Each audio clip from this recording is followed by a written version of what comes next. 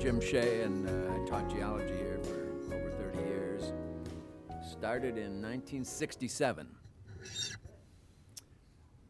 I'm John Bunker. I taught history here for 33 years, and I came to Parkside in 1970. Frank Edgerton, I'm also a historian, and I taught 35 years. When did you start? 1970. Frances Bedford. I was in the Department of Music, but we didn't call it that then. I came in 1970 as a non-tenured faculty. That is, I'm sorry, a faculty not on the tenure track, which I took care of later. I'm Hank Cole. Came here in 1969, right out of Madison, as green as and wet behind the ears as one can imagine, and taught earth sciences and environmental earth sciences and meteorology and all kinds of stuff for about 7 years. Went to EPA on an IPA, intergovernmental loan, and never did come back. So I'm thrilled to be here and to close the circle on that. I'm Al Schneider. I also came in 1970.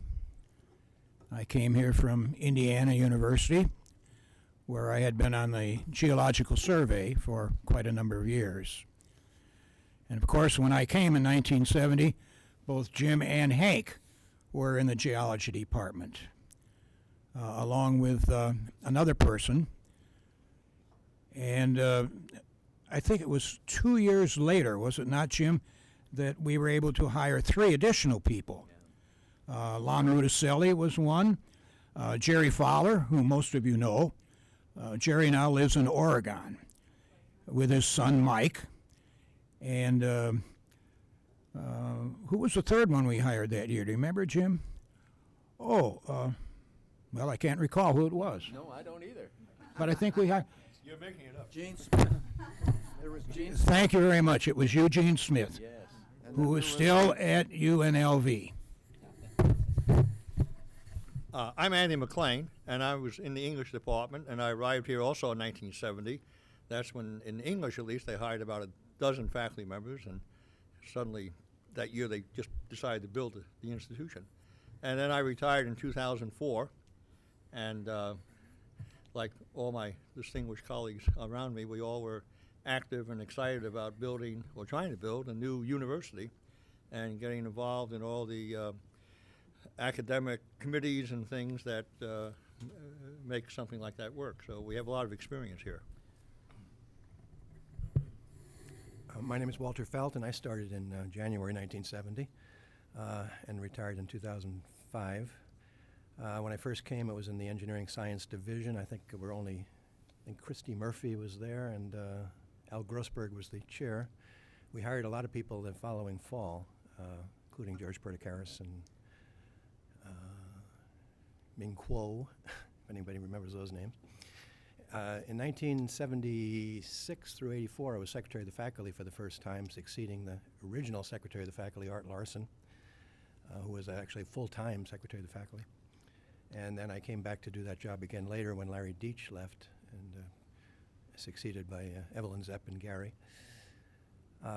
I was in engineering most of the time. Toward the end, I taught a fairly broad variety of courses, but I also did a lot of administrative jobs. And I'm basically a mechanical engineer by background. I'm Ken Cashin. I taught chemistry here from fall of '69 when it opened.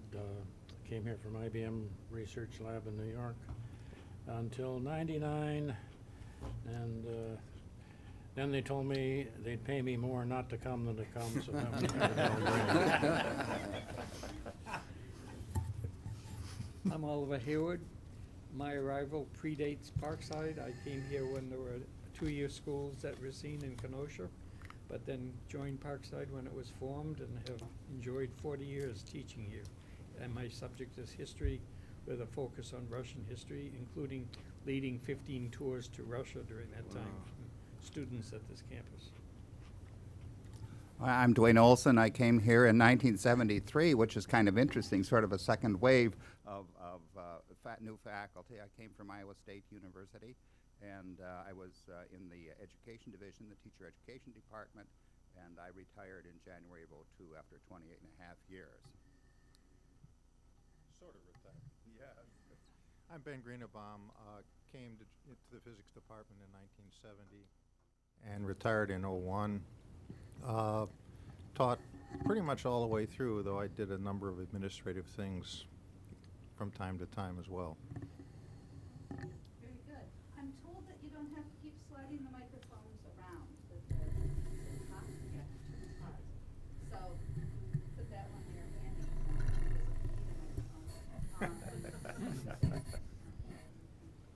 One of this like Dwayne. Should be good. Okay, what do you want to start talking about? Well, there are two memories which I have. One was, I'll start on the positive note, which is in my field, the environment was very, very hot. It was 1969, 1970 was the first Earth Day. And all you had to do was put up a poster that had the word environment, pollution, smog, anything. And you would have an overflow audience. The same was true for classes. Everyone was interested in the environment, and we had Gaylord Nelson, a senator who, of course, was a pioneering political environmentalist. So for me, that was a fabulous time to start my teaching career. And we were able to set up a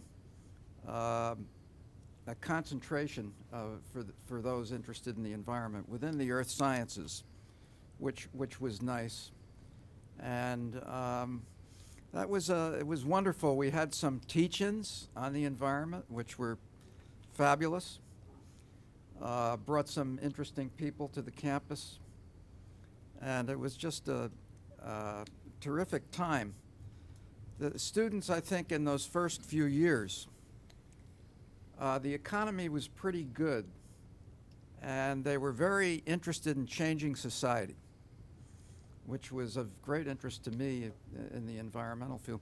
But I think that began to change as the economy slid downhill, and people were really worried about what they should be, which is getting a job. So the climate changed somewhat, and we had to, someone like myself had to accommodate. Let's put it that way. I'm going to let others pick up from there, and I'm sure someone's going to talk about the Thanksgiving massacre. And I'll let someone else start that because I probably have a lot to say. So. I came from Pittsburgh, where I was for 4 years at Carnegie Mellon, and the anti-war movement in Pittsburgh was quite active, and my wife and I were quite active in it. And when we came here, it was like silence because there had been all sorts of demonstrations and so forth. Parkside was pretty peaceful. Yeah, I was very much involved in the anti-war movement at Eastern Illinois, where I was. We had teach-ins going on all the time, things of that sort. The day that I moved to Wisconsin was August 20, 1970, which many of you will probably immediately recognize as the day that they blew up Sterling Hall on the Madison campus. I always thought the difference between Illinois and Wisconsin was that in Illinois, the university and the state legislature were 150 miles apart, whereas in Wisconsin, unfortunately, the state capitol was on the other end of State Street, about a mile away. So everything that happened on the campus got magnified. But I think I agree with Frank that there was very little. I mean, no matter what, despite the fact that Madison was one of the liveliest anti-war places on earth, Parkside was quite different. Yeah, I'd agree with John on that and Hank on both of those points. I think a lot of it had to do with the fact that we did have a commuter population and didn't get dorms till, 73 or something like that, and even that was a pretty small number. Though now we've got about the same proportion, I think, as everybody else who actually lives on campus. But I think the fact that we've got the commuter students and we've got the returning students, both of whom are much more common now than they used to be, made a big difference. And they were much more taken up with day-to-day things of living in addition to studying. And on the one hand, it still makes it a little harder for them to concentrate the way they should. On the other hand, especially the older students, they know why they're here.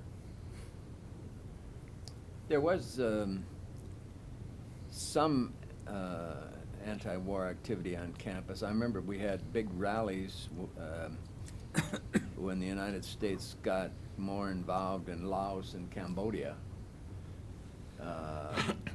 There was a big rally held, some of you I'm sure remember that, and we had some back and forth with the administration about that.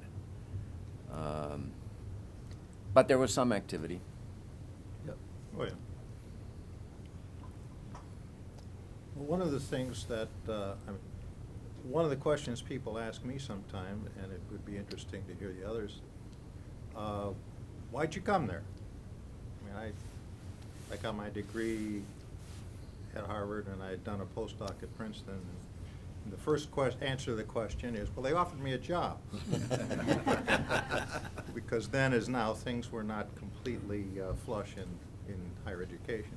But the other reason was because it really was the kind of place I kind of had in mind as I was looking for it. I was a product of a small liberal arts college, and the idea of combining good teaching and getting my fingers dirty in the lab and having students get in there and get their fingers dirty with me, which is, after all, what, to use a fishing term, set the hook to become a scientist. That was kind of the picture I had. And then I walk in on my interview, and there's Norbert Eisenberg in the science chair's office. He came out of Skidmore originally, and he's talking the same language. The idea of the student-faculty research involvement was foremost in his mind, too. And that really permeated the science division especially, but it also was important in the social sciences and, of course, the fine arts. When I came here, I'd never spoke to a historian. Mm-hmm. The dean and other people that I met were not historians. Never saw one. Well, Norb was a chemist. He wasn't a physicist, but even so. Hmm. But you were hired, I mean, I came in year 2. You were hired in year 1. That big difference. 1970, yeah. My wife had a baby the next day. The interview process back then was much looser, shall we say? Yeah. In year -1 or whatever. The contract that you got said something like, welcome aboard. Yeah. It didn't say anything about your duties or. I'll just give it a slight turn. Put this under a Latinism. Laudamus virus gloriosus. Let's praise famous men. Norbert Eisenberg comes to my mind when it's mentioned there. In my way of thinking, he contributed more than anybody else I know to the establishment of this university. I mean, to really getting it going. He, like Oliver and Jim and a couple of others here, predated the actual founding, and these people knew how the place ran and how it could run. And Norbert, although he was a chemist, was hiring psychologists. They were part of the science department. He was doing all sorts of important, vital things without taking much credit for it, to really seeing that the place got off and was running as well as he could make it. And he kept at this for many, many years as head of the science division. And, I think that he contributed far more than, without throwing stones at anybody in particular, far more than administrators who came in here with no background to this place at all, knowing nothing about it. Just before we got going, that we were mentioning, well, do you remember the dynamic duo? Yes. Yes. Mitchell and McKinney? Correct. Harrison. Harrison. W- We called them Ehrlichman and Holderman. I always thought that, it's when Wiley really meant it, but most people laughed when they heard it. I often thought that two more inept leaders of men had not joined forces since the Earls of Cardigan and Raglan took the Light Brigade into Balaclava. I couldn't see these people as contributing much of value to this place, certainly not when stacked up against people like Norbert Eisenberg. For my money, Ken, you're being very generous. They were hatchet men. yeah. They weren't meant to contribute. They were meant to. For those of you out there who don't know what we're talking about, and I was very junior when this happened, and we had a new vice chancellor and a new provost. What was it? Dean. And then we had this big kind of convocation where the faculty came and was it Harris and McKinney? I can't remember which was which now. Spoke, and they talked about creating this great university, urban university. That was the theme, and so on and so on. And I remember this vividly because that morning I drove down A and saw the biggest goddamn patch of cabbage I've ever seen in my life. They're about this big in this state. And then I hear this guy talking about an urban university. And they were hatchet men. They were brought in clearly to fire a lot of people, which they proceeded to do. But I've always felt guilty about that day, I'm not one to shut my mouth, as you all know. And at the end of that speech, I really and they said, well, he's too tired, he doesn't want to answer questions. And I really had this surge of blood sugar saying, stand up and demand to say something, But I was so junior. I wasn't sitting next to Jim. He would have just picked me up and made me do it. But I always regret not getting up, as I assume many of us do, and saying, look, we just have to talk about this now, because it really dampened, more than dampened, it destroyed a lot of intellectual energy and fiber that took a long time to get over. So that's what we're talking about. We all felt that somehow. Should point out that in the early days, the faculty was probably, 80% assistant professors or something? Oh, yeah, we all knew, yeah. I'd like to make one other comment about Norbert Eisenberg. Probably 30 years into my teaching here and his as well, he was auditing several of my classes in Russian history and Asian history and so forth. And it was wonderful to see somebody so interested in the world that he was spreading out his interest into other areas.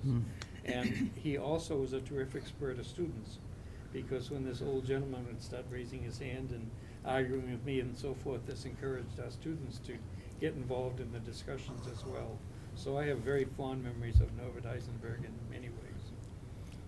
And to add to that, perhaps you didn't know, but he was unique among faculty members because for his, I guess after he had had enough of whatever the day brought, usually about 4 o'clock in the afternoon or so, he would come over to the music area, go directly to a good piano in a practice room, and start playing his Beethoven sonatas I didn't know. from memory. And I had to admire that, because I thought that was wonderful. He was getting replenished before he went back to science. He was I think what was great, everyone trusted Norbert. He truly loved us all, was concerned about us as human beings. People And- questioned individual decisions, but nobody ever questioned his integrity. No.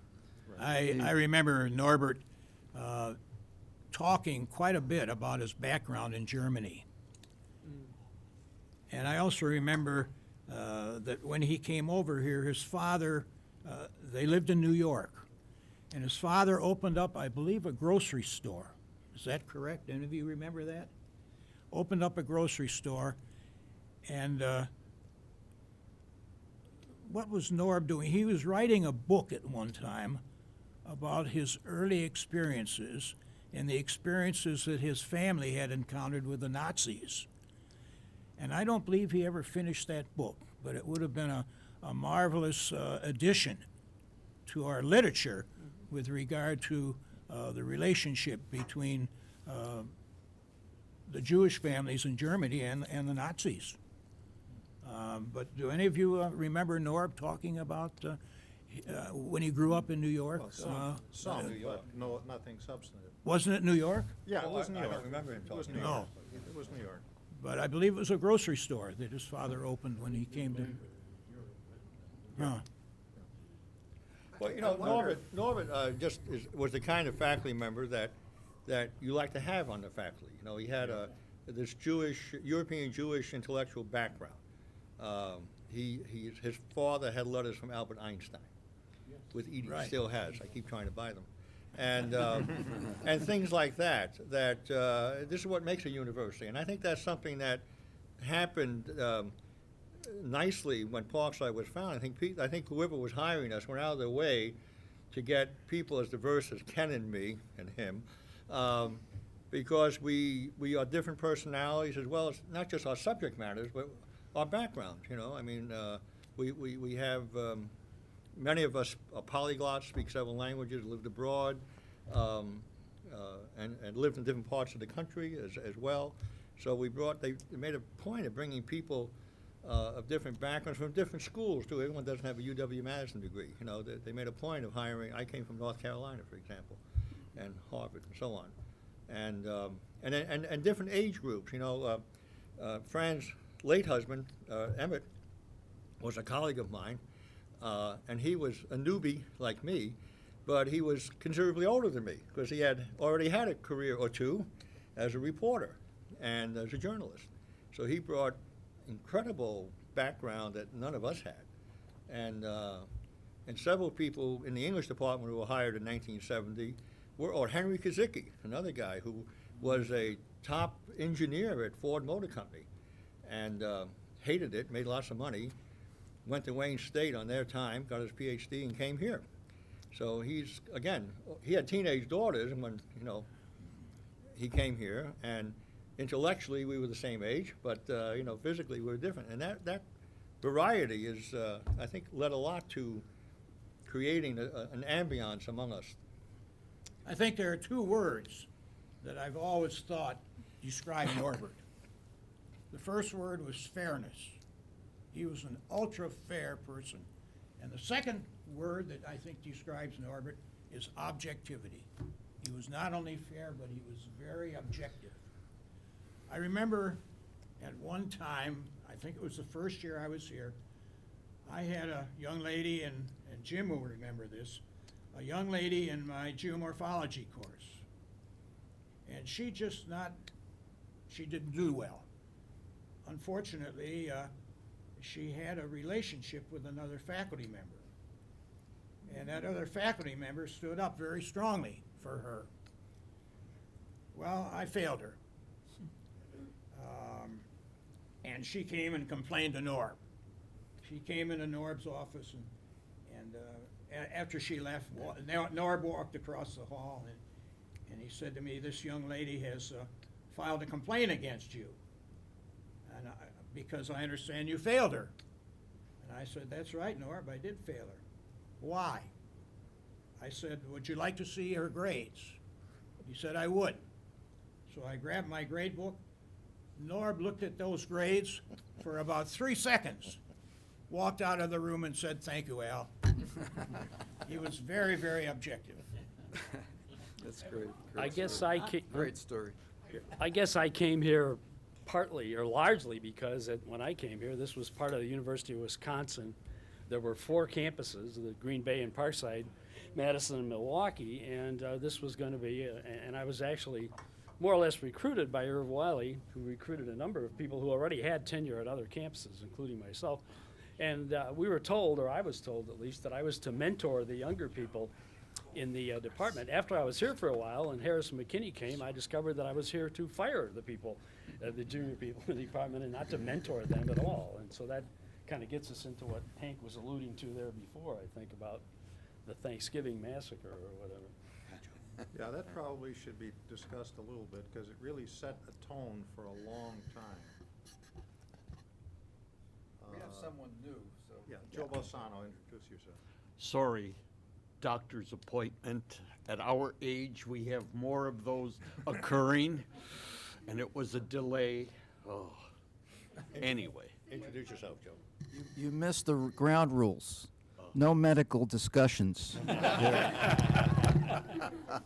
Who are you? What are we going to talk about then? Who are you? When did you Tell them come who you and- are and what you all did. that? Joe Balsano, retired now, 10 years from biological sciences. I came when it was very nice. We had money to spare.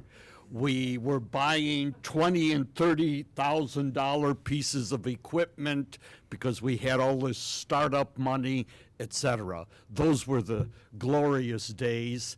And also, it was a very optimistic time because, well, I came in 69, but you know, early, you came what, 2 years later? 69 too. All right, but He only lived across the street. yes, yeah, we had that. But it was an optimistic time for higher ed and for UW-Parkside. That was one of the things that drew me here. I thought we were going to do all these marvelous, innovative kinds of things. But then eventually, money became a problem, and there was more competition, and things got to be, shall I say, more realistic. Anyway. Well, the thing that cut our budget was merger. Merger. Exactly. That came in what, 72, I think, 70? I don't even remember. 72, 73, around Yeah, there. yeah. Well, you remember, there were three different cuts that we had to sustain. No more Startup funds, $20,000 startup funds, Yep. library funds, and a general reduction in university budget. Yep. So we took it on the nose. Well, the other thing That that we had year. then that we didn't have 10, 15 years later, a lot of vacant positions. Yes. And money to support them. Yeah. Right. At that time, how many of you remember when the lieutenant governor, I believe his name was Schreiber, Marty Schreiber. Marty Schreiber, he came and talked in, was it room 101 or 103? And there was so much antagonism with regard to the merger that his last comment was, "Do lions come out of that door?" Well, I remember the audience didn't even give him a chance to make a few remarks. They started questioning him right away. Right. Oh, he took a beating. Yeah, he did.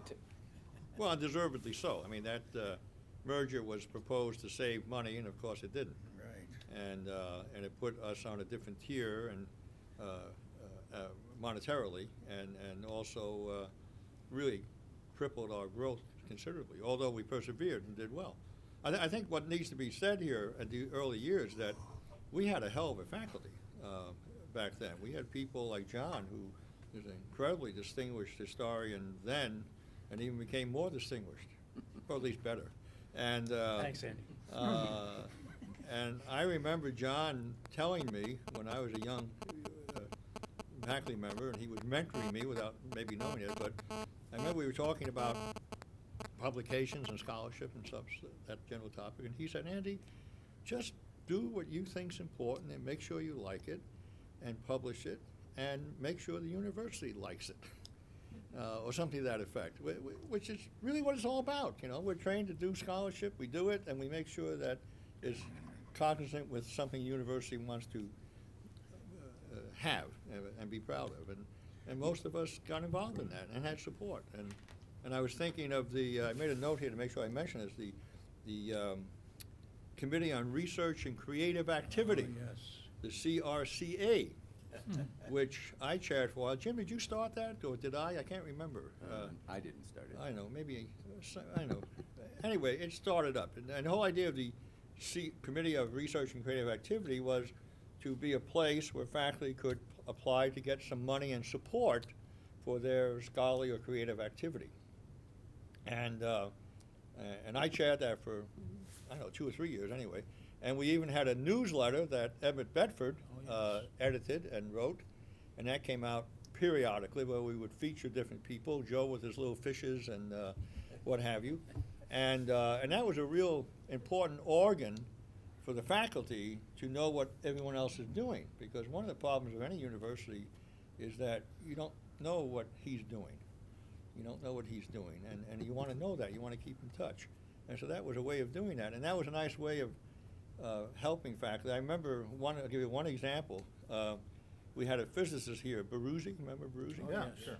And I remember going to him, and he was having trouble getting his research going. I said, well, what do you need? You know, he's explaining to me what he does. I don't know what the hell he's talking about. But I said, well, what do you need? You know, what do you need? He says, I need liquid hydrogen. And I said, well, how much does it cost? And he says, well, it's expensive. And I said, well, how expensive? He says, well, I'm not sure. You know, so he calls me up a little later, and he says, you know, it's so much for this. What was coming, a tank? I don't know what it comes in. He needed a fancy thermos bottle to Yeah, hold the yeah, super right, cold right. stuff. So I said, okay, we'll get it for you, you know. And he says, you're kidding. I said, well, no, because he said, you got the money? I said, no, but I'll get the money, you know. So I went to the vice chancellor, and I said, Baruzzi needs this, and it's this expensive. And he said, okay. And that started Baruzzi on a very prominent path of research, which was so good he left us. But a really good example of what we were doing in those early years to promote research and scholarship and activity and kind of helping each other along as best we could. And that CRCA, well, I think it still exists, doesn't it? Some version of it on campus it anyway. still exists. The 10-year projection for enrollment, and when I came here in '69, they said, Oh, 25,000 students, yeah, right. Right. and that, remember those pictures that Wiley had showing all the space between here and his office filled up with buildings Yeah. with funny names on And them? teaching graduate students within 5 or 6 years, yeah. What sums it up, the phrase that sums it up, instant greatness. How many of you? There you go. I mean, if there's ever an oxymoron, instant greatness. They were serious. They were going to change this campus overnight by attracting stars from Yale and Harvard and Berkeley, and to come to the place next to the cabbage field.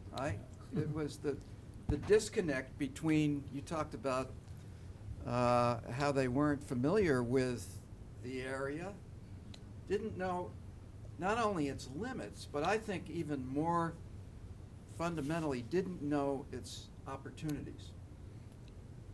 What we really have, I say we have, I'm using the present tense, having been here for 3 days, and you know, really having some pangs about having left a place that has such potential. It was the merger that killed it, after all. I mean, Yeah. we were supposed to have a full-fledged graduate program. That was how we bought the expensive lab equipment.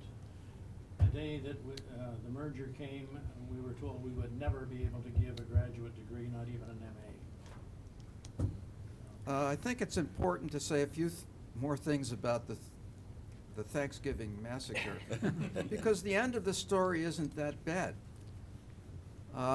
I remember getting the news, and just my first reaction was utter depression. And I think a lot of people were just blown over with depression. Explain what it was first. Okay, why don't you explain what it was? Well, it was Thanksgiving of 1970, so I'd been here for 2 or 3 months as an assistant professor. And basically, I guess the chancellor, the vice chancellor, and the dean had decided that they didn't like the profiles of the faculty vita that they had. And so a whole bunch of people were given notices that they were not going to be continued. 27. 27. There was, I think, a faculty committee handpicked, which was involved, but it was basically window dressing. And so these 27 people, I think the day before Thanksgiving, got a letter that they wouldn't be continued come next spring. And this not only led to losing some very interesting people, maybe a couple of marginal ones too, but a lot of people. It also led essentially to the campus being placed in receivership by central administration in Madison, because they had bypassed a whole lot of policies and procedures. And once it shook out, there were a number, I don't know how many were still kept and how many found new places, though they could have been stayed, and how many actually were not let go. But it was a shockwave that went through the whole place. And the community. And the community. Yeah, that, And absolutely. one thing it did was it established among the faculty the determination to take full advantage of the really very strong faculty governance traditions within UW, to make sure that from that point on, the administration consulted fully. It also created some rather suspicious attitudes, which faculty have naturally against administrators. But there were some pretty egregious things that One were of the done. policies and procedures issues that came up was there's an implied 3-year contract, which Yeah. by the policies and procedures, and the letter you got probably never said that. I don't recall if I still have my letter somewhere, but I have to look. And there are procedures such as executive committee review and reconsiderations and all this stuff, and we inherited all those procedures from UW-Madison, basically. And they were bypassed completely. Yeah. The, I remember the week after Thanksgiving, I invited interested faculty to my house, to my living room. There were about 20 people who showed up. And we made a decision to have a mass meeting of faculty and students at the Kenosha Fire Hall. And some of the speakers who came, I don't know if you remember this, were members of the Teamsters Union. Right. At Whitewater. That's right. Yeah. And David Leffler came down, a lawyer from, he was a labor lawyer from Milwaukee.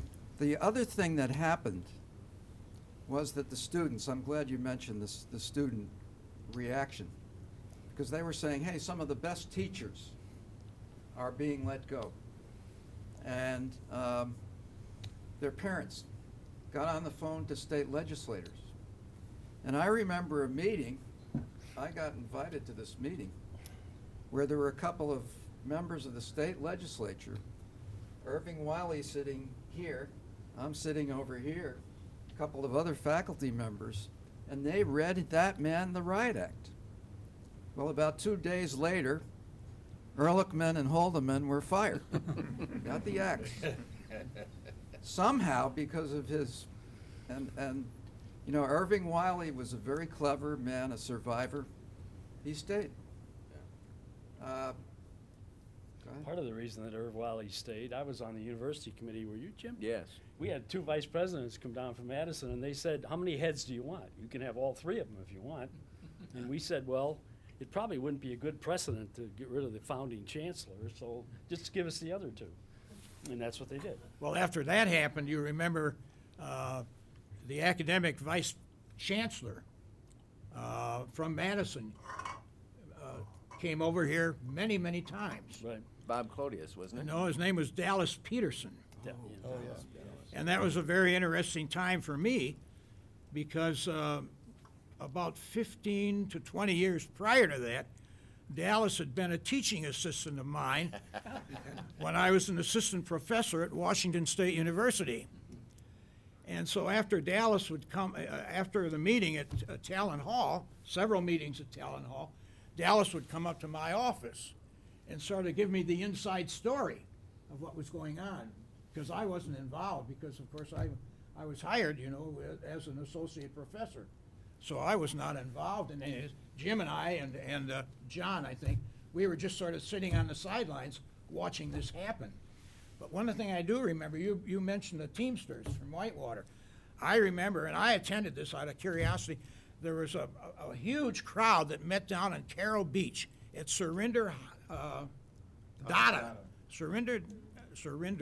excuse me, my mouth is dry. Surrender Dada's house. How many of you remember that? There was a large, you were probably at that meeting. I think you were there, Joe, were you not? And I can't remember what the outcome of that was, whether things continued or they calmed down or what. But I remember Dallas coming over here from Madison. So, in fact, I think he spent, at one point, he spent about 5 days here, did he not, continuously? But I remember Dallas coming up to my office on the 3rd floor of Greenquist and sort of telling me on the QT what was going on. So it was a very interesting, some very interesting observations as far as I was concerned at that time. And what made that so egregious, of the 27 people, and I forget who they all were, there was no theme. You know, it wasn't like, okay, all these people have this in common and therefore we're going to get rid of them. There was no current that you could identify that justified the action. And that, I think, led to a lot of anger, too, that there was just no, it was totally arbitrary. Question back there. Didn't Wiley have to sign off on hiring these people in the first place? Of course. Well, at some stage, yeah. But that, I don't know how deeply he got involved in it by the time 1970 came around, because a lot of these people were, there were fewer people to look people over in 69 and of course earlier when we were regional centers. McKinney. Well, yeah, but he came later. Steve Mitchell. No, he was the dean at the Kenosha Kenosha Center. And he was part of Wiley's startup team, but I think he left before 69, didn't he? Before fall 69? He hired me. Oh, he hired, okay, so, but that was spring 69, right? Okay. But the funny thing was that the university committee was on Wiley's case for many months to hire some academic administrators, a Yeah. dean and a vice chancellor, because he didn't have them. So, so he hired them. Well, we had a wonderful dean in the Oh, fall yes. of 1970. Right, Harlow Mills. Harlow Mills, yes. He died, unfortunately. And you may remember that he left and he went down to Texas. Became very ill. His intent was to come back to Parkside. Yep. But he went down to Texas, became very ill, and in about 2 months he was gone. He left us. Do you remember when Morris Fargo was acting dean? Yeah, Oh, yes. yeah. Junior assistant professor. Yes. Harlow Mills, and Yeah, he was a sweet man. he was a very, very pleasant man, Yeah. and very well known. He had come from the Illinois thank you, Joe. Natural History Museum, and was nationally known at that time. And just a. Wasn't he a butterfly man? Wasn't that his specialty? I'm not sure. I thought it was bugs, but. I thought he gave me a butterfly. It was a hell of a long time ago. Insects. He was an entomologist. Well, they weren't fishes anyway, Joe. But I know some of us always regretted the fact that the scholarship that we had established for Harlow died, because who was ever in charge of dispersing the funds dispersed the principal instead of simply the interest on that fund. And several of us were always disappointed that that happened, because we wanted to honor Harlow and remember him. And that scholarship fund lasted about maybe 5 years, something like that. Jim, do you remember that? Yeah. Harlow was a great man. It's He too bad was. He certainly was. Too bad he couldn't have continued as Yes. dean. Yeah, I'd like to mention something else beside the Thanksgiving Day Massacre.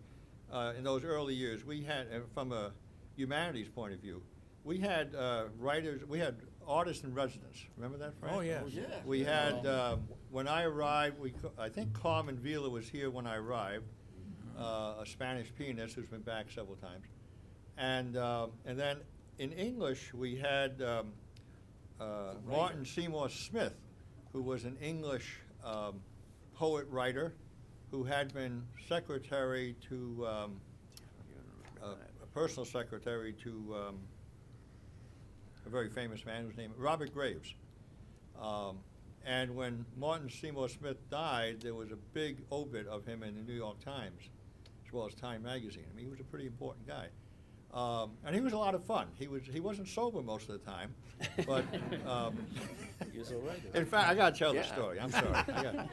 Well, wasn't All right. Herb Kubley? Herb Kubley was on the faculty, and he was a distinguished man of letters, actually, and wrote a lot. And he knew some of these people. That's how we got a lot of these people. Yeah. When Martin Seymour Smith was here, I got to tell the story. We got him to go on the local radio station because we wanted to publicize Parkside, right? We're new, and here we have a, big shot writer, poet. And he gets there, and I told him, I said, now, Martin, I said, behave yourself when you get there, just answer the questions, no English humor, and so on. And so, I remember we're at my house, a bunch of us, and we're drinking and listening to the radio. And Martin is obviously sloshed. And whoever the interviewer was didn't have any sense of what poetry was or what a writer did. And he would ask these silly questions. And Martin is like this, And at one point, he says, the interviewer says something, they're talking about homosexuality or something, I forget how that came up. And the interviewer said, well, what would you do if some homosexual approached your daughter? And Martin said, sober, says, I would interpose my body. And then the interviewer didn't have any idea what that meant. So I got on the phone. I thought, I got to save Martin. I have to save our English department. It's a total disgrace. So I called the radio station, and the guy said, oh, thank God, a caller, And I tried to disguise my voice. And I said, Mr. Martin Seymour Smith, and then he says, God damn it, it's Andy McLean! And he starts going on. I mean, it was a total disaster. It was a total disaster. One of those memorable moments that you don't want to remember, But that aside, having those artists in residence, we had some violinist whose father was a poker. Fodor. Yeah. Gene What was Fodor. his name? Do you remember? Gene Well, Fodor. Eugene Fodor. Oh, Fodor. Yeah. Oh, Gene yeah. Fodor. That was his But name. we Yeah. had another violinist before him, Yeah. and a couple of other pianists. Yeah. Steve And then we had Swedish. James Steve Liddy, Swedish, yeah. an Irish poet who just died a couple years ago, who went on eventually to be a poet and writer and faculty member at UW-Milwaukee. But James's first appearance in Wisconsin was as a writer in residence here. And he was a character and a lot of fun, and we need characters in universities. That's what it's all about. But that was, I think, again, and then that kind of died after a while. Funding probably. But it was something that we did to enliven the university, to bring another dimension to it that makes it an exciting place to be. Does anybody remember where the first Parkside graduation took place? It wasn't here. The second The one Apple was Orchard? in Greenquist Concord. Wasn't that the first? Maybe. I don't know. 1970, spring 71. is what I don't remember the year. I but- think you're right. There was one in spring 70 also, and Yeah. it was in the Greenquist Concord. Right. Because at that time, all there was Greenquist That was the up only at the top of building. the hill and Talent and some other stuff at the bottom. And lots of mud. And lots of It's mud. all lots of mud, I guess. And a gravel road you could walk up if the shuttle bus wasn't there, which it usually wasn't. Anybody remember the classy receptions we used to have? One of the things I like the Thanksgiving massacre did more than just the tangible stuff. that we can read about. If you went back, you know, as Andy's talking, I think, yeah, those were the good years, the optimistic years, the years that you could have a Liddy, that you could have people that were of international repute here on campus with you. We shared this optimism, this enthusiasm that it, you know, it was like an axe coming down after that period that just dry, you know, everybody, as somebody said, we then got really suspicious, and it became very antagonistic. One of the other things I wanted to mention, we were involved in a number. In the early days, the first days, to build up camaraderie among departments. Well, we didn't have departments. Among the faculty, we had this, the gourmet dinner group. And we would get, you know, Mike Marin and, I was involved.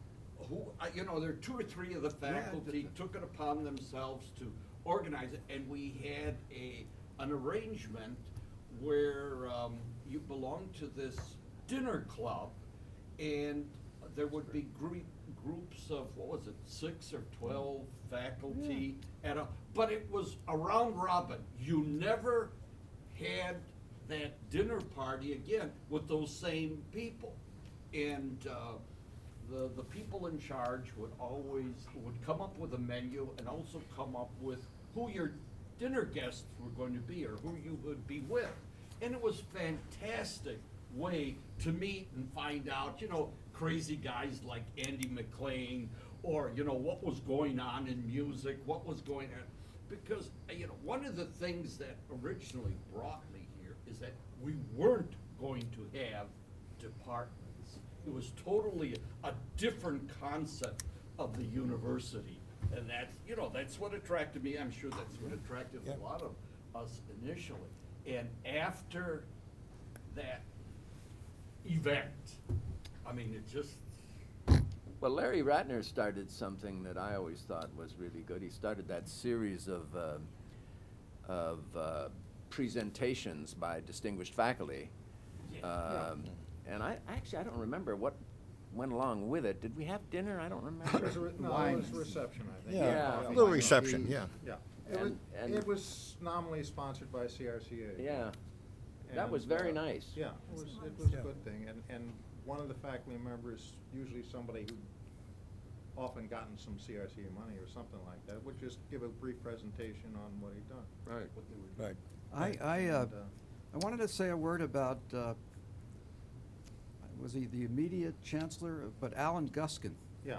When Yeah. he came here, was like a breath of fresh air, because I think he really did respect faculty. And I have a personal story which I want to tell about him that involved me, which I was very active in the community organizing environmental stuff.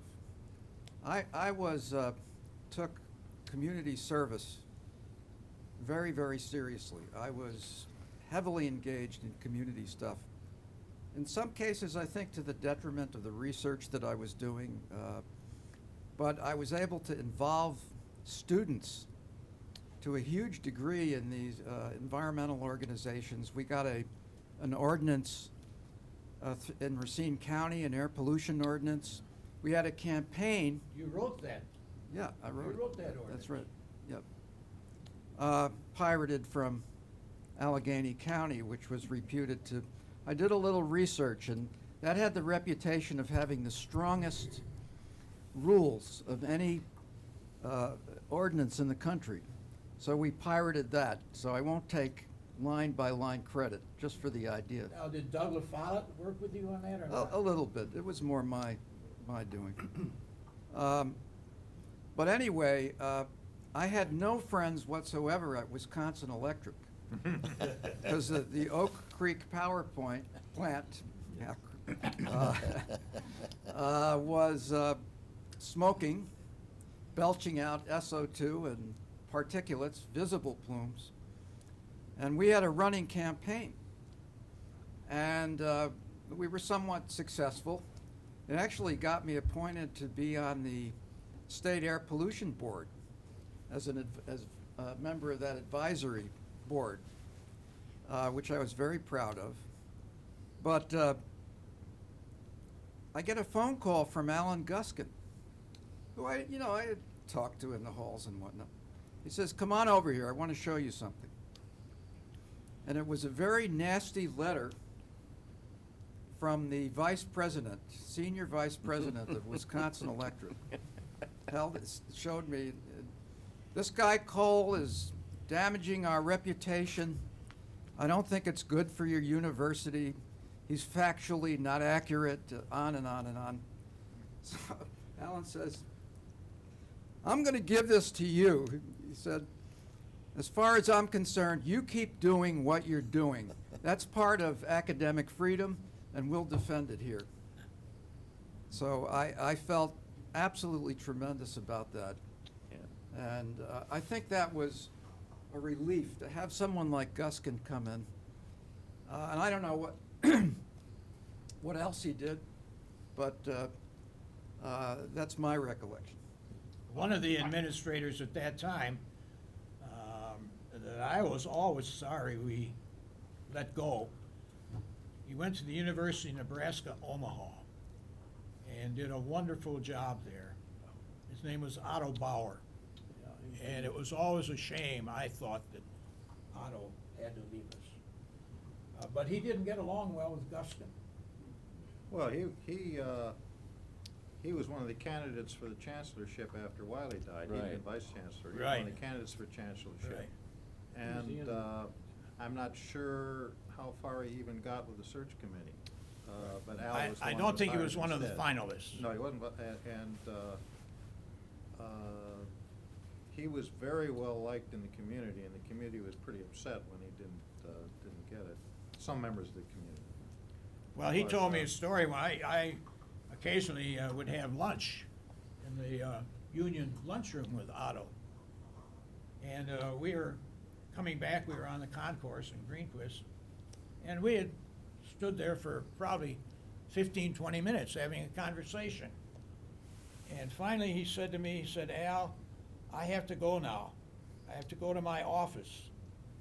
No, he said, "I have to go to my desk, if it's still there." Those are the precise Well, words. Otto was a nice guy. He also wrote some nice, somewhat nasty memories of his days at Parkside in a book he published, if you want to look that up. But That was I very just much wanted to after add the something fact, to yeah. what Hank was saying about Al Guskin. To me, the great administrator we had was the guy that Guskin hired as his vice chancellor. Oh, Larry Ratner. Larry Ratner, Yeah. right. Yeah. And I often use this story about why Larry Ratner was such a good administrator.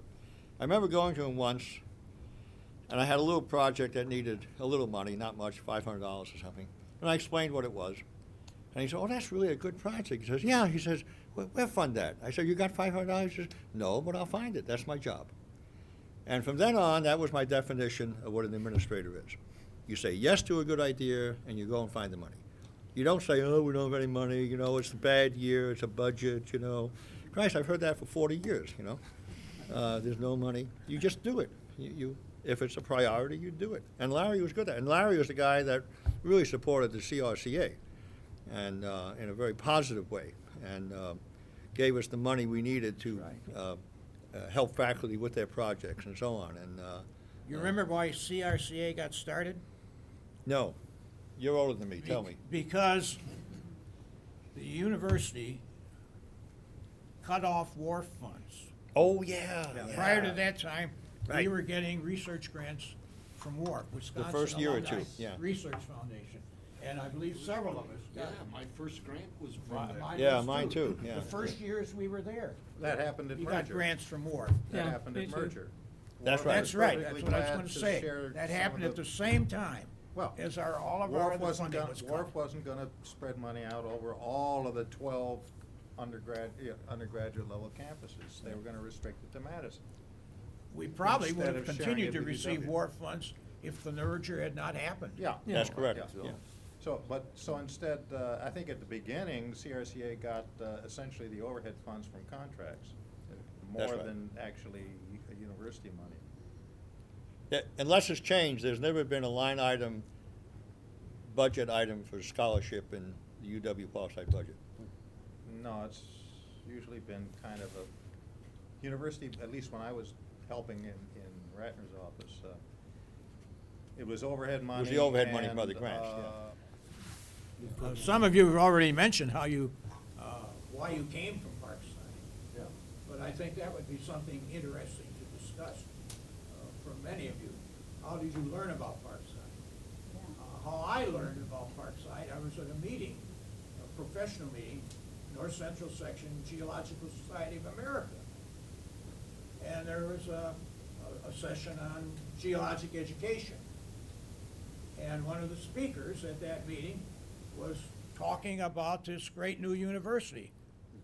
That was Jim Shea, who gave a paper at that meeting. That's how I first heard about it. So, I don't know, a few months later, I think I wrote a letter to Jim, and he turned it over to Norbert. And from that time on, all my conversations, et cetera, were with Norbert. But that's how I heard about Parkside, was from Jim. Somebody else from Northwestern was here already before I got here, and I heard about it that way. Well, an awful lot of it is happenstance. I was at a physical society meeting looking for a job because wasn't going to have one otherwise. And somebody I had known who had been a postdoc when I was a graduate student was standing there talking to somebody else whom he'd known from University of Illinois. Well, that was Maury Fireball. So any friend of Tom's is a friend of mine, have a resume. Wayne, how did you find out about Parkside? How did I find out about Parkside? When I was at Iowa State, I shared an office with a sociology professor who had a joint appointment in education there. And she was a graduate of Washington University in St. Louis. And Paul Klein, who was chair of teacher education, was a graduate of Washington University. And when that position opened up that summer, then I got her to write a recommendation, and they both had the same advisor, and so that helped me to get in the door. And then when I came here to interview, and by the way, I drove in on JR, and I thought, what a beautiful, beautiful entrance to this place. I brought a videotape of my teaching, and that may have helped too, so that's how I got here. I postdoc for Joe Hirschfelder at Madison, 60 to 62. And so when this place was opening, it was supposed to be, as we've heard, the third or the fourth branch, this one in Green Bay, but a full-fledged university. Joe was very interested, anxious to see that a research program got going right away in chemistry, and so he alerted me to it and said, I was working at IBM Research at the time, and I just left Harvard 2 years before that, I guess. I was an IBM fellow in the Harvard Computing Center, as you were too, Ben. Yeah. Yeah, okay. Anyway, that was the rather tenuous arrangement. Joe said, might you be interested? I had other reasons for wanting to come here, at least for a time. I had a long distance wooing of my wife by phone, and when the phone bills got bigger than my monthly apartment bill, I thought it's time to marry her. So she wanted to stay on teaching another year. So I came really I got a leave of absence from IBM, and I was only going to be here a year. But the other happy thing was Steve Mitchell couldn't come very close to paying me what I was getting at IBM. So he said, I'll give you a full professorship right away. You're tenured.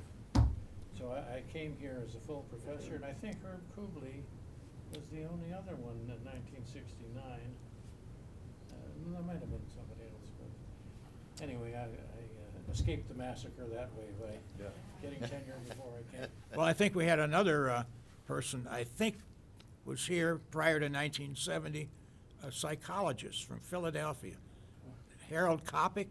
Oh, yes. Oh, happy days. Now for the next topic. Yeah. Well, I always remember how I got hired. I like you had sort of visited Parkside during the summer of 1970. And I had arranged to interview through Norbert. And I came, and Norbert and I walked down to Talent Hall. I think that was a gravel walk at that time. But Norbert and I walked down to Talent Hall. And I remember that Irv's office was in the southeast corner of Talent. And on the second floor it was, yeah, right. And so we went in, and Joanne, who was the secretary at the time, she said, well, the chancellor is on the telephone right now, but he'll be right out. So he came out, and he looked at me immediately, and he said, can you tell me why we have water in the basement of this building? And I told him why. I didn't know there was water in the basement of Talent, but I immediately picked up on the reason. There are a couple of reasons. So I told him why there was water in the basement of Talent Hall. He looked at me and he said, you're hired. Then came the introduction.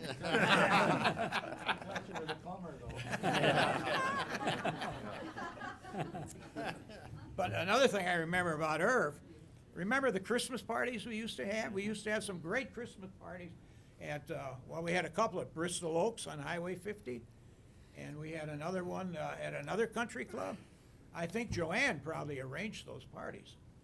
But for some reason, Irv and Harriet always wanted to sit with Betty and me. And one of Irv's favorite pastimes, he would set a glass down there. Some of you may remember this. And he'd take a spoon, and he'd flip the spoon, and the objective was to flip that spoon into that glass. And he would sit there doing that over and over and over again. He did it about 50% of the time. I don't know if any of you remember flipping that spoon. It drove me nuts, really. What I remember about Irv, Irv and I got along real well. I was a very junior faculty member, but we were both first generation Scots, and we both liked to drink Scotch. So we would often indulge in that. And one of my fondest memories of Irv Wiley is at some function at his house. Remember his house had from the kitchen to another room, you went up some stairs and they went down. Mm-hmm. And Wiley was really short. And I remember he's standing on the stairs, so he's eye level with me. And this is toward the end of the function, whatever it was, and we're both sloshing whiskey. And all of a sudden, my chancellor starts decreasing in size.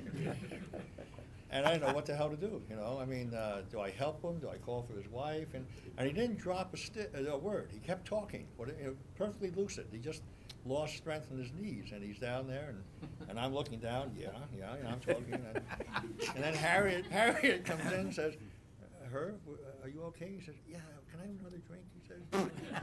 And it was the most bizarre moment of my life, I tell you. What do you do when your boss is sliding down in front of you, you know? And I never met Irv Wiley. I came here in September of '73. Irv died in October of '74, and I never met him in those 12, 13 months that I was here, and he was here. I don't know whether I was aloof or he was aloof, but I never met the man. Well, he had some nice parties. He always had liquor with Illinois seals on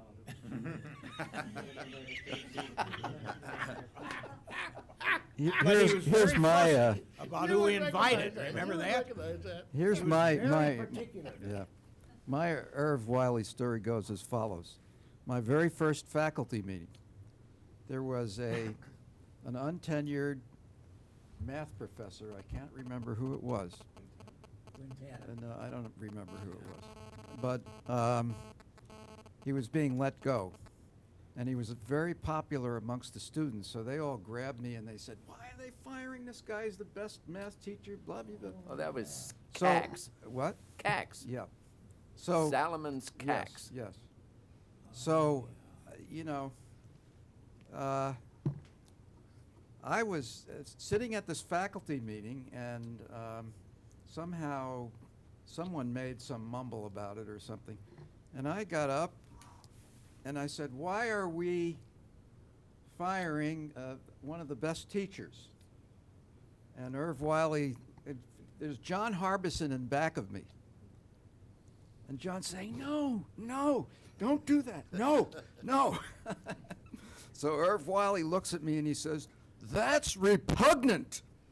To talk about a personnel matter in public is repugnant. Which was, you know, I'm sure I broke every etiquette that there was. But he later told me that he respected me because I had stood up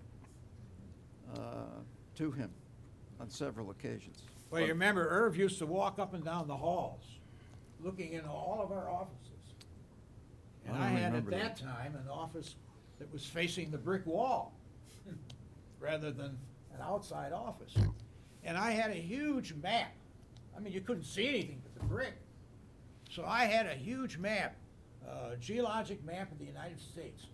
And it covered up most of the glass. And Irv looked in and he sort of grunted and groaned a little bit, you know, like he used to do. Sort of a sign of disapproval that I had that map up there. And I simply said to him, well, if you'd give me a decent office, I wouldn't post maps on the window. And he grunted again and walked away.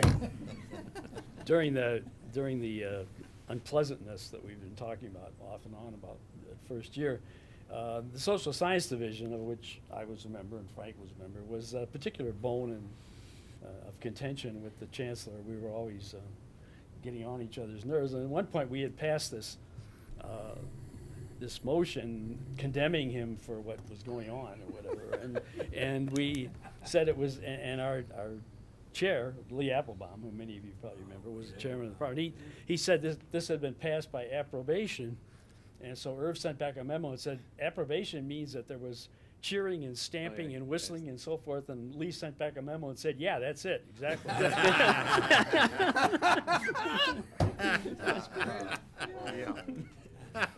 I remember that, yeah. That's funny. Well, we had another vice chancellor that I respected a lot. And I still see this gentleman. He left here and went to Beloit, which happens to be my alma mater. And that's why I see him, I don't know, a couple times a year. Irv Zilke, how many of you remember Irv? Oh, yeah. Right, he was administration, he wasn't. Right, administration. right. Yeah, yeah. One of the things, I don't know whether it was Irv or somebody, but you talked about Larry Ratner trying to make an idea work. One of the things that the guys I was working with on research projects especially respected was the general attitude down in the business office appeared to be, in purchasing and everything else, wasn't, here's the rules, you gotta obey the rules. But it was much more a case of, okay, how can we make this work within the rules? Yeah. And we didn't have to maneuver, they taught us a little bit. Especially, who was the vice chancellor for administration? What, Getz? Getz. Yeah, Gary Getz. Yeah, Oh, yeah, Gary Getz was fantastic, Yeah. you know, he was always, okay, what do you need? No, we can't do that legally, but we'll see what we can do. Never, you know, it wasn't this, no, we can't do it. It was. No, how can we make it yeah, work? how can we help out? And that was true for a lot of people. Yeah. Outside It the happened faculty. several times. I did research work in Mexico. In the one year, I forget why I wanted to. I was taking down a lot of equipment because I was doing things in Mexico. They don't have much equipment there, and technically, you're not supposed to take things out of state. Well, I'm taking microscopes and things all the way into Mexico. Plus, I was taking a university vehicle, which I found out after was a no-no. All these things, but you know, we did it. But Gary was fantastic. It's, okay, what can we do to facilitate the process rather than these are rules that became stumbling blocks? I liked, yeah, quite a bit. Yeah, and it was that attitude that created to the optimism you were talking about Yes. earlier. You know, Yes. everyone was kind of pushing to build this new school. I mean, I remember when I was applying for the job, there were 2 jobs in Wisconsin, one here and one in Madison, and in my field. And I was speaking to my my dissertation advisor, who by then was the director of the Folger Shakespeare Library, and he had gotten his PhD from Madison. And I said, "There's these 2 jobs in Wisconsin that look interesting, you know." And I told him what they were, and he said, "Well, don't apply to Madison." And I said, "Well, why not?" He says, "Well," he says, "your personality isn't geared to that. You know, they're going to hire someone, and 2 years later, whoever published the most, the other one's getting fired," which is exactly what happened. And it wasn't so much the publications that he didn't. It was my personality. He said, "You belong in a." He said, "How often do you get a chance to go to a university that doesn't exist and build it up?" You know, and I think that was with a lot of us. We came here with that excitement of, wow, we can maybe really Have an impact. have an impact, right? Have an impact. Create a program, design a major, or whatever, and that fired us up for a long time. Even after the disaster, we still had that hope and expectation. Given the challenges that teacher education is facing now at UW-Parkside, I want to talk about Paul Klein a bit, because Paul Klein was the person then who conceptualized and brought together the staff that served in teacher education when I was here. He came in '72 from the University of Chicago. He felt that Racine and Kenosha provided manageable school districts where the student teachers and students could have excellent experiences in becoming teachers. And so then it was my privilege then to work for him 7, 8 years until he went to the University of Oklahoma.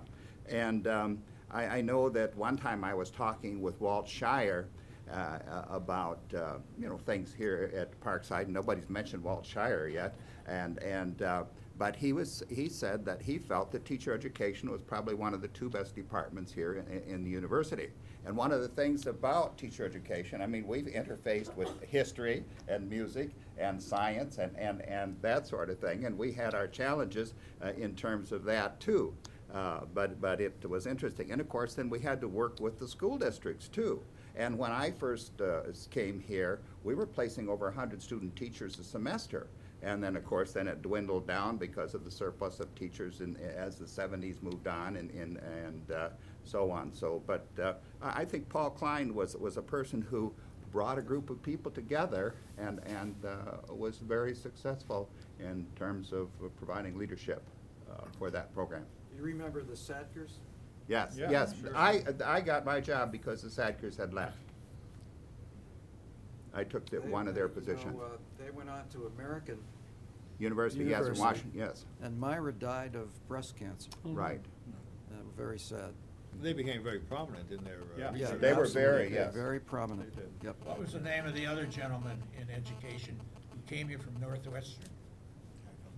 Oh, was it Dostin, Glenn Dostin? The No. black fellow? No, no. Beecham? Oh, Beecham. Beecham, yeah. Oh, Beecham Robinson. Yes, that's Yeah, right. Yeah, yeah. Where's he these days? He's retired in New Mexico. In New Mexico. So, yeah. Yeah. And we had quite a multicultural faculty too then. I mean, we had a couple of black faculty members. We had one Hispanic, at least for a little while, and so forth, and several women. And so it was really quite an integrated multicultural faculty, and that's when multiculturalism was a big issue as far as preparing teachers is concerned. Yeah. Yeah, there's one other thing I'd like to bring up before I forget too, is one of the things that drove us all, I think, in the early years was the model that was foisted upon us was that of the teacher scholar or scholar teacher. It was always that combination. It wasn't that you had to be a super scholar and just publish, but you also had to kind of teach. Well, that was Larry Ratner's. Well, I think so, yeah. One, the system. Sorry? The system put teaching first. Yeah. Yeah. Well, whatever, it was both, you know, you had to do it, and you were expected to do it. And then coupled with that was the community service someone mentioned earlier, that we were involved in. Sometimes when I read the press releases from the university, it's like community service has been recently invented, you know. But I think most of us were involved in some way with some type of community service right from the get-go. Yeah. And having events, forums, workshops in the community, speaking in the community, what have you. We did a lot of that. We did a lot of that. Yeah, I remember. Gus, oh, No, go I ahead. was gonna say, Al Guskin, the second chancellor, really pushed that issue, and you mentioned what he did for you, but, you know, the predecessor of the Center for Community Partnership, which was the Regional Staff Development Center, was set up by Al Guskin, and I had the opportunity to work with the director there, develop a number of programs, but again, integrating and addressing the needs of the teachers in the community, and what was it that they needed, rather than to come at it from the point of view of, oh, well, you know, we're a bunch of university professors, we know what you need, we'll make it for you. And apparently that, this model of addressing, starting from the community needs and then building a program to address those needs. Who was the director, Joe? Esther Ledford. Esther Esther. Ledford. Esther. I couldn't think of her name. Yeah. Yes. Well, you know, And in we- fact, go ahead. a little inside story. Judy Guskin had wanted that position, his wife. And, She'd wanted some other positions she too. didn't get it. Should I tell about that? She'd wanted some other positions too. Well, you know, starting back from year zero, there was this catchphrase about serving the industrial society, which was the rationale for starting Parkside in the first place. And Exactly. nobody knew how to interpret it, Exactly. except we went ahead and did it anyway, Yeah. through the community service. And then Al started emphasizing it a little bit more. Yeah. And he created a whole bunch of centers, including Yes. the staff development centers, some of which flourished for a while and some of which didn't. Center for Teaching. And Nation at Risk was the impetus then for this, and Guskin then brought And- the superintendents yeah. from Burlington and Kenosha and Right, Racine right. together, and out of it Yes. came the Staff Development Center. Right. Sure. And, you know, I And think then that became a model. it and- became a model. One of the things that became a model, yeah, it led to the Community Partnership Yes. Center, which I think had one great advantage over the earlier centers that Al had established, namely, it provided the infrastructure Yes. for the faculty to do the program part, but they didn't have to worry about all the other stuff. Yeah, and in fact, And that was a flaw of some of the earlier models. right, and I faced that because I was instrumental in Yeah. getting money, but I always had to somehow cover up money that was being used for administrative purposes because the grants, the grant organizations clearly said not for administration, just for programming. Well, we did programming, we got the money, you know. Along with it, always had some other funding.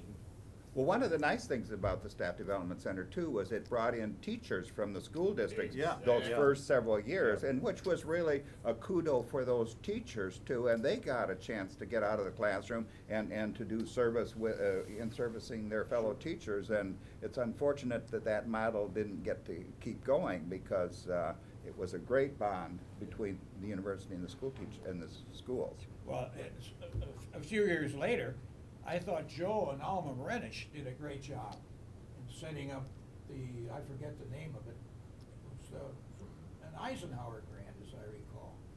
Well, that's all. That was the all Staff part of- Development Center. Was that- Staff was development. that part of it? Yeah, that was all, Yeah. They went on for actually, Oh, it was a great- it was a great 15 Bunch of program. years, Yeah, yeah. yeah. I know I And in participated. fact, it was great because I was able to hire guys like Al Schneider to do some programming, because then what I would do is say, okay, you know, teachers need this, this, and this. Okay, what are hey, you know, you can do something on the geology of Wisconsin. You know, I'm going in, you can do this for my teachers. There, go to somebody else, say, oh, you can do this for them. They were glad to do it, because it was always their specialty. It was a lot of fun. Yeah, and it was also, it was a kind of teaching where you didn't have to worry about grades, assignments, and all that other kind of stuff that, you know, as teachers we have to worry about. And yet you could do your thing, the teachers were interested in it because they could bring it into their classroom, because that was always one of my criteria. I said, I want you to do it so that they have something to take back to their classroom, and they can use it on Monday in the classroom. That was the thing. And I know Alice said, well, they can always go out to any roadside dig or wherever they're cutting a new highway and look at the stuff, and you know, there's all this till and all this different stuff. I went on a few of them myself. I learned a little bit about the geology of Wisconsin.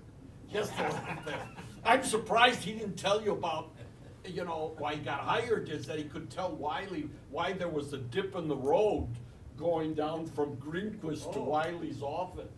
Oh, yeah. Yeah, see, that was the border of the old Lake, That's Wisconsin, Lake Michigan, something. Glacier Lake, Chicago. Glacial Lake Chicago, okay. See, I mean, yeah, there was a lot of stuff. Well, we still have some of those green and white signs on campus. Yeah, Yes. That I wrote. Yes. With Anna Maria. Yes, yes. We had 11 of them originally. I don't know how many of them are left.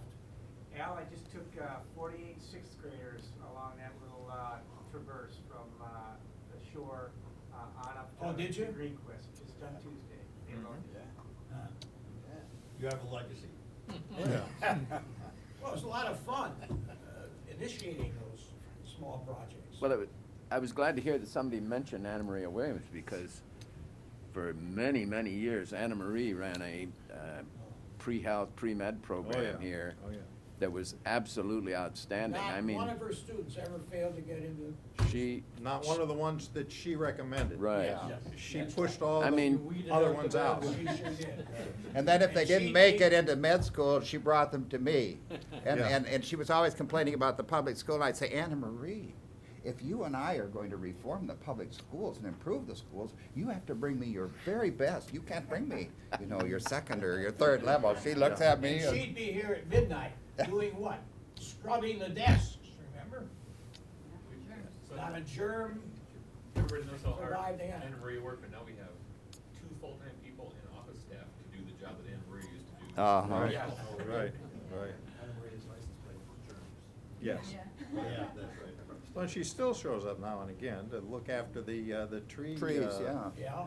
In fact, I have an email, a telephone message on my telephone answering machine right now from Anna. Yeah. I remember her on the Boards and Ceremonies Committee, which I chaired before Rich Walasek took over. And she was always in there with a strong candidate almost every year, Chancellor Walker. Oh, yes. Well, she did a terrific job. I wonder how many doctors she turned out. Half dozen a year got into med school, and I'm sure all of them got out. And most of them said that the first year was a lot easier for them than it was for a lot of other people Yeah. because of what they picked up as undergraduates. But there were a lot of students that she didn't help. Well, a lot of She students, was overly selective and. yeah, and, yeah. She was, yeah. you know, she wasn't. She made up her mind about She you, was not an egalitarian. and you did it her way, No. or you didn't do it. Yeah, there are a lot of That there are a was lot of the- that was the podiatrists and key chiropractors out there who didn't quite make the cut, right? Yeah.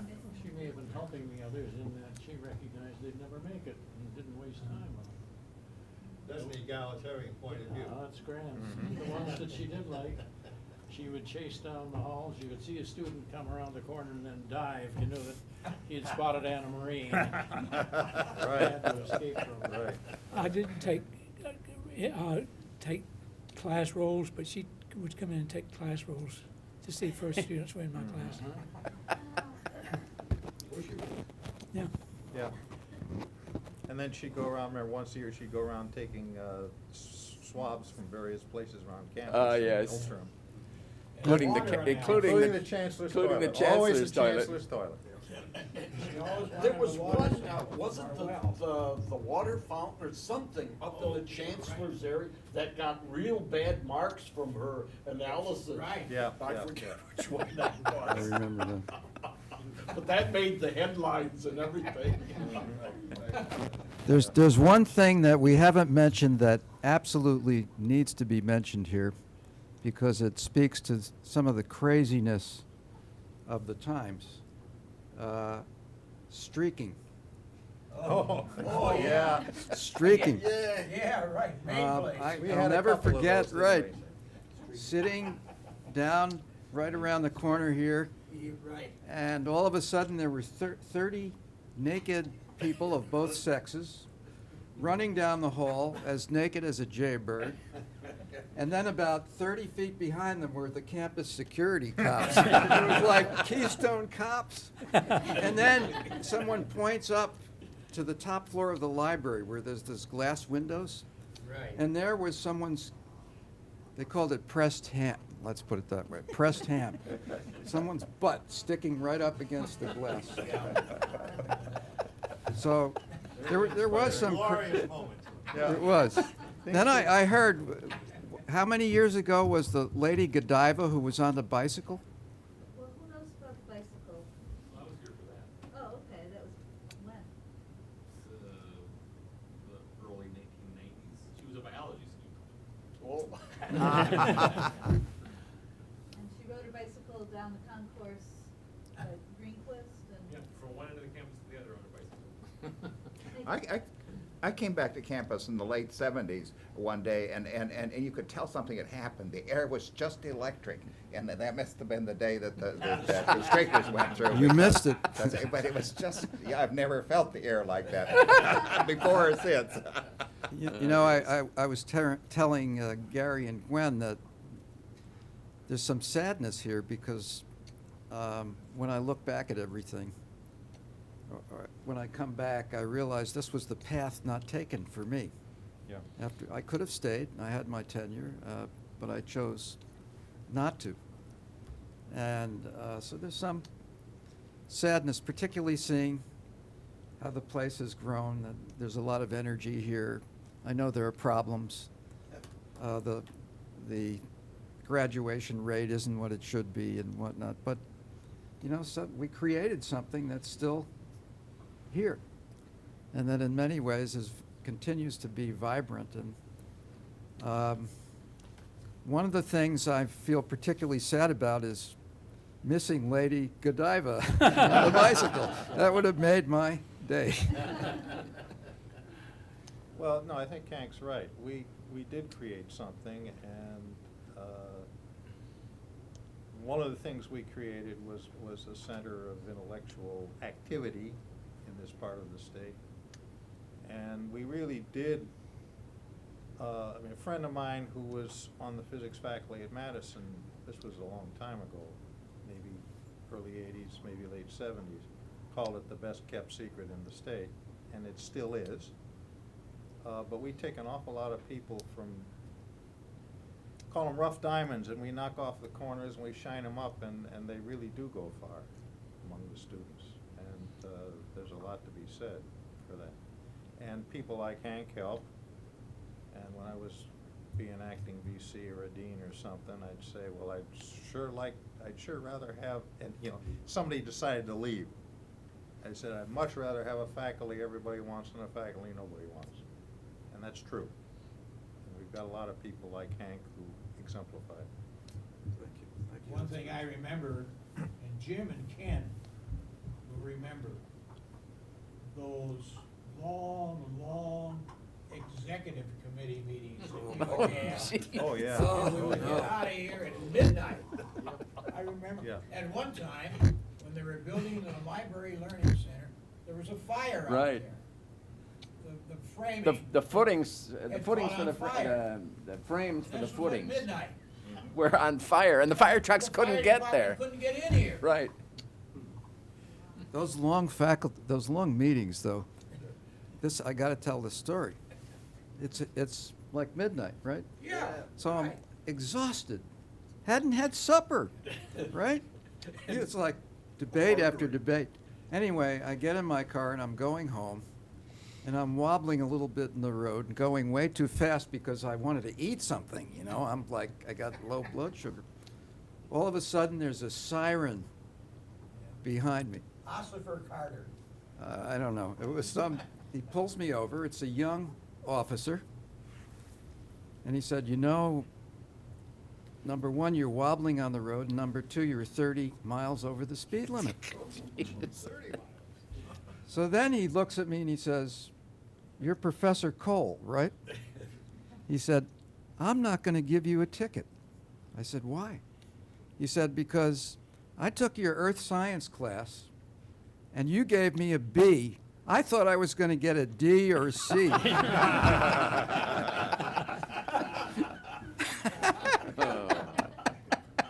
You bribed him in advance. No, there's something about grading on the curve, you know? There are benefits like that. I got a speeding ticket kind of greatly reduced because the DA was a student of mine. Just one question now that we're getting, what time is it now? 6. Yeah. I just want to know, is there anything you wish you had done? If you could go back in time and do something different? A class you wish you had taught, a program, an activity, anything, maybe even walking outside more. Anything you wish you had done differently? And let's start over here with Jim. And if you can't think of anything, that's okay, maybe John. Yeah, let's pass it on. I'll have to think about that for a while. John, would you go back and do anything differently? Probably lots of stuff, but nothing that I could mention here. Ooh. Frank? I don't think of anything. You're still doing things here, so, you know, that's all right, that's great. Francis? Not yet, hasn't come yet. Well, I said that what I didn't do was stay here, which is a source of some sadness. So that would be number one. Number two is, you know, I was so involved in community stuff.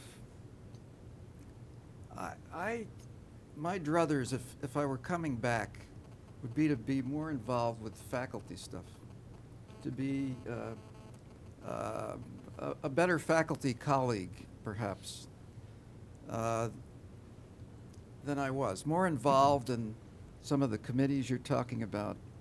So much of my attention was on what was going on in the state, the area, working with the Racine County commissioners on environmental stuff. And there's, on the other hand, there are just such amazing people here. Some people who aren't here, like Mike Marin, was just a tremendous person who worked so well with students, who was a great researcher, a great friend. To have had more of that, perhaps, is what I would say.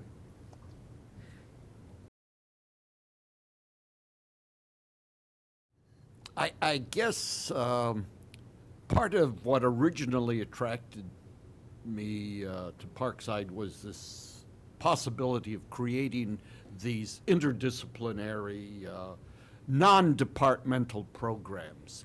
And I guess after the Thanksgiving massacre, you know, that when it was the beginning that went down the tubes, everybody got sort of apprehensive. And gradually, departmentalization became a stronger and stronger focus. And I feel bad that we weren't able to create some of the kinds of things like, you know, what you and I originally talked about, an environmental studies program that wasn't going to be just a part of biological sciences or a part of earth sciences, but a program in and of itself, and it never. After you left, I got a environmental minor Yeah, started. yeah, but just, there were these few things, and geology had something. We had some courses we could put together in it, but it was always sort of as a sidelight to, and if you really had good students in my department, they got skimmed off into the pre-med program because, I mean, that was it, So it was hard to get the really good students because there wasn't a department with their interests at heart. And that's one of the things Well, with regard to what Joe just said, I and Joe and Gene Yashikevich were always disappointed that we were not able to develop a program in limnology. Yeah, the environmental things. That would have been a great interdisciplinary program. What, is what, a program in what?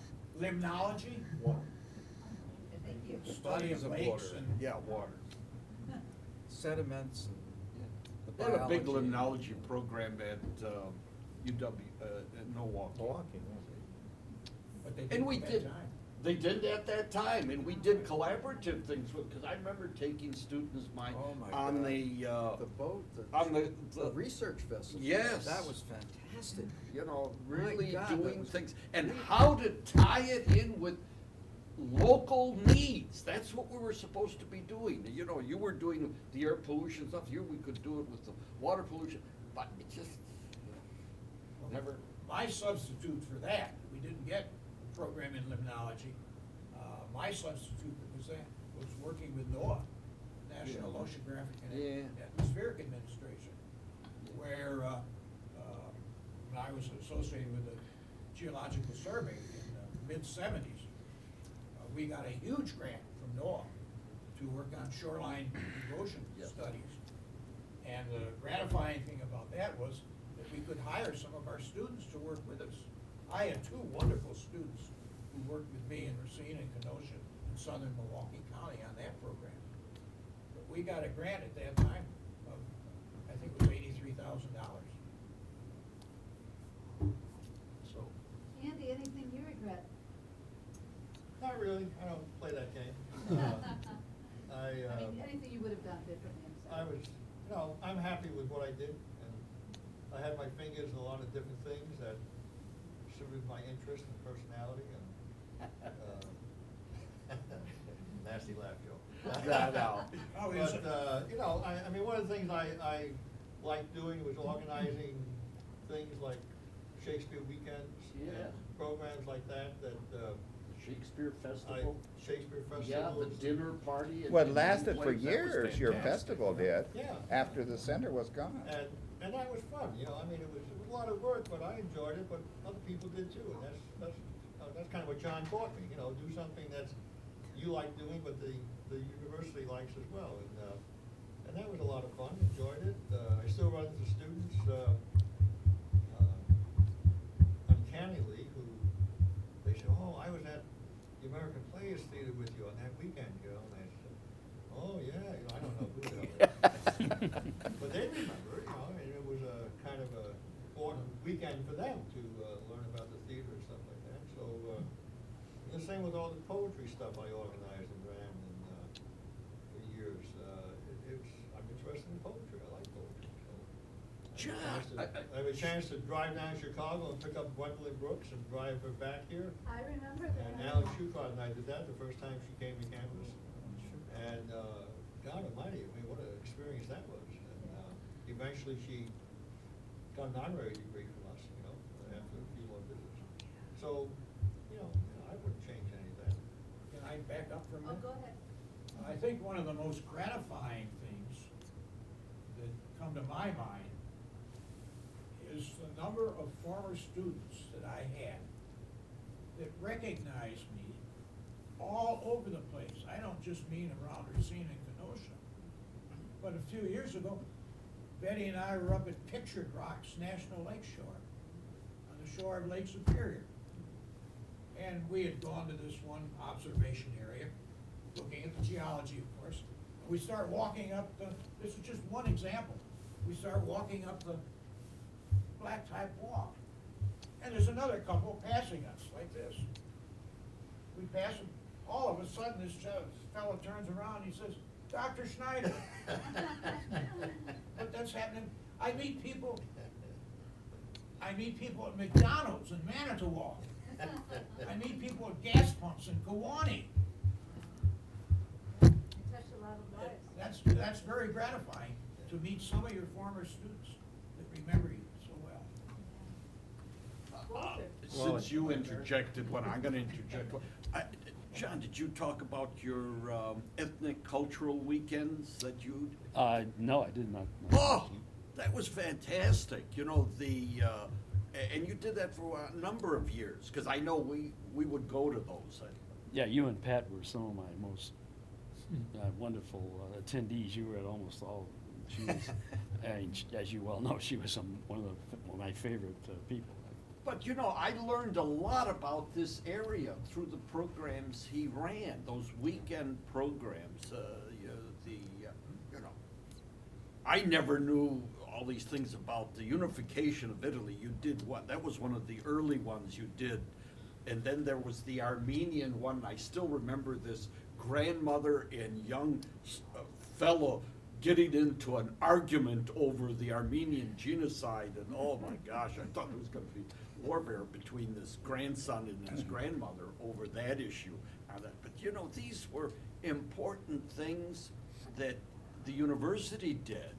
But again, it was because there were people like Al or people like John that had these interests, and Andy and that, and that could bring them to fruition in the community, bring the community in as part of this university life. And what, you know, I'm sure that contributed to help people know what university life is about. Yeah, probably. Paul, you better jump in. Well through.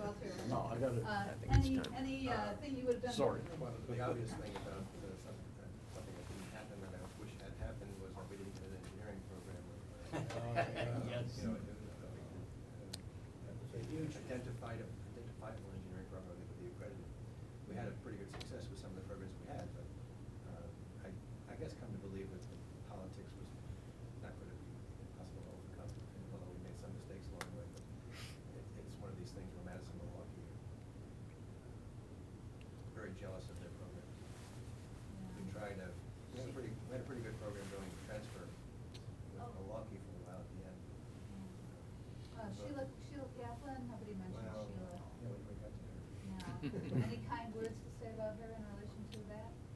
Or not so much? Not really. Maybe at the beginning, yeah. But, yeah, she didn't help you. Ben, would you say? Well, I mean, to begin with, Madison, Milwaukee just blocked the idea of a engineering program, a third engineering program in the system. And then as time went on, we had, as Walter says, we had a pretty good thing going with a number of students who found a number of very good places to work. Computer science helped as a kind of an alternative, but then as time went on, it was clear we're not going to be able to fund one.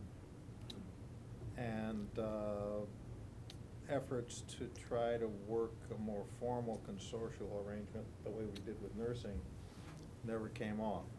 Partly because there wasn't a lot of interest there, but also it never really caught on here, because there were still hopes for other things. It's fair to say we got a pretty fractious department. Yeah. We're going to try to go in two Surprise, surprise. Yeah, I mean, one particular goal. and at this point, I'm not even sure that we have a well-organized transfer program, which is a great pity, because there are people who would at least take the beginnings, and then some of them would stay anyway to take a straight science degree.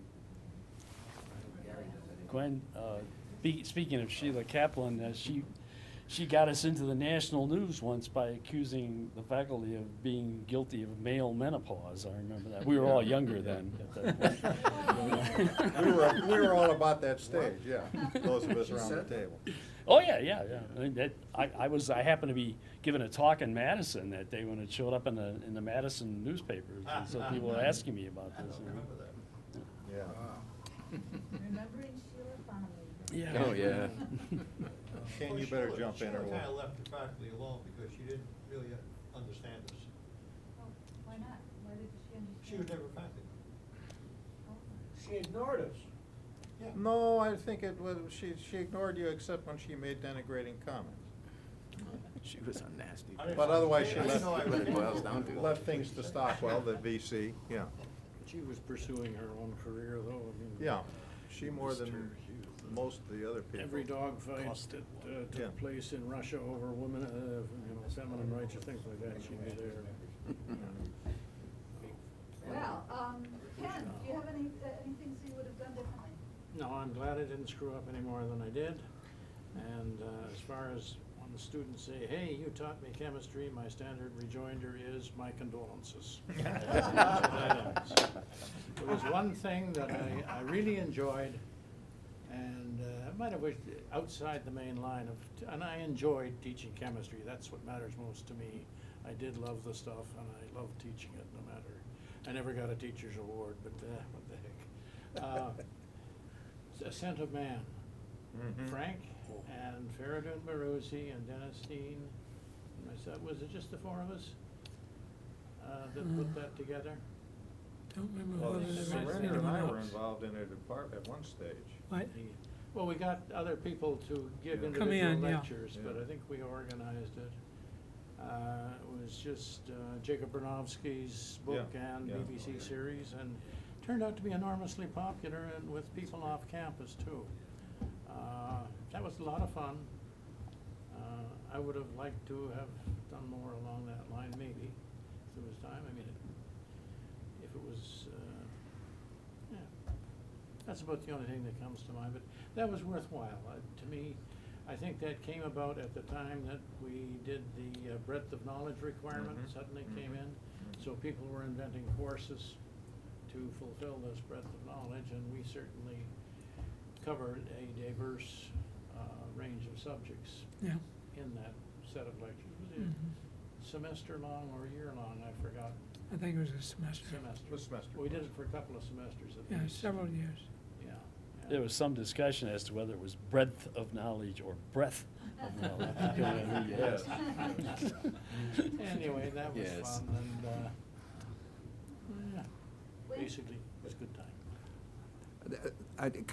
Probably a couple, three things come to mind, but probably the most important one is that in the mid-'90s, as I was approaching the end of my career, I ran into a principal by the name of Blaine McCann in Kenosha Unified, and he had one of our graduates as a teacher in his building, and so I got to know Blaine, and we worked on a grant where we got some money from the Department of Public Instruction to pay for internships, and then also, as part of that, we were taught some of our education classes in this elementary school, and then when Blaine moved to Bullen Middle School, we took the classes there, and it was really a very positive experience for our students to be in this environment, particularly the elementary people, because middle schools, they were a little afraid of older students, and they really got to enjoy that. I wish it had happened earlier.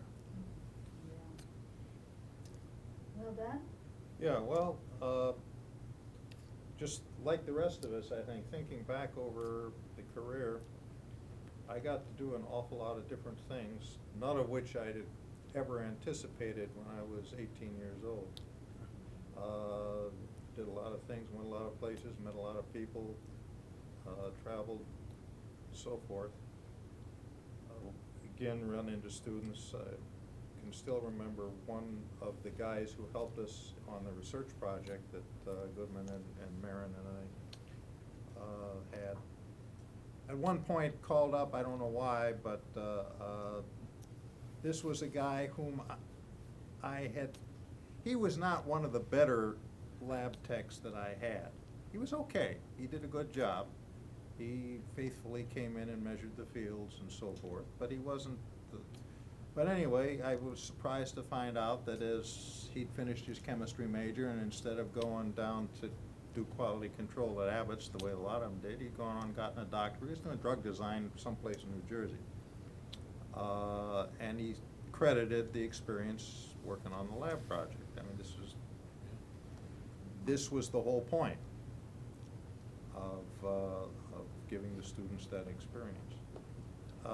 In terms of things that I would have liked to have seen go differently, I think Walter mentioned it, the engineering opportunity for people. But, you know, a lot of things come up, and an awful lot of them are serendipitous, one way or another, and whatever the opposite of serendipity is. Yeah, there's a lot of that going on. Some of them happen too, but unavoidable. Anybody over here coming up with things now, or things that you are particularly proud of, that you're glad you did?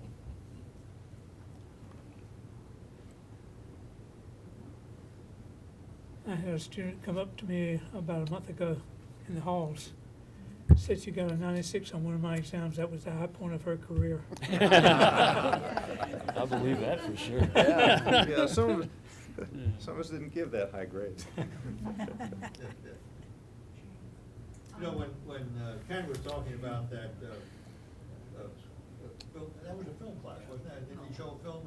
Well, you'd show the Bronowski film, and then you'd discuss it. And then a text with it.